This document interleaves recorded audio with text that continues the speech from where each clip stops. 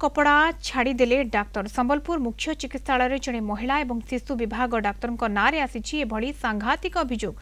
September 24 जिला मुख्य चिकित्सालय सिजेरियान जरिया शिशु पुत्र को जन्म देते महिला। तेज महिला जनक 1.5 मास पर असह्य जंत्रणा अनुभव कर संपृक्त डाक्तर पाखक आसी अन्यत्र देखा डाक्तर परामर्श देते। महिला जनक अल्ट्रासाउंड करने पर पेटरे किसी वस्तु जानवा पाई हेले डाक्तर ठीक रे अनुध्यान न करी सर्जरी विशेषज्ञ को देखा परामर्श देते। सोमवार राति महिला जनक बाथरूम जाइथिबा बेले मलद्वार 2टी गज कपड़ा बाहरी घटना को नहीं तदंत कर दोषी विरोध में कार्यानुष्ठान ग्रहण कर सूचना देते संबलपुर सीडीएमओ।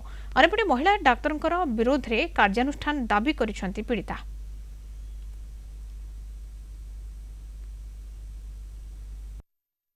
24 सितंबर रे मोर सिजेरियन डिलीवरी हितला गवर्नमेंट हॉस्पिटल रे 1.5 मास तक मोर पेट व्यथा नहीं होता जेंता नॉर्मल समस्त रहसन सेंता ही थिला। 1.5 मास परे मोर पेट बथाटा स्टार्ट हैला, बहुत दर्द हैला और झाड़ा बाटू गच कपड़ा उठे बाहरला।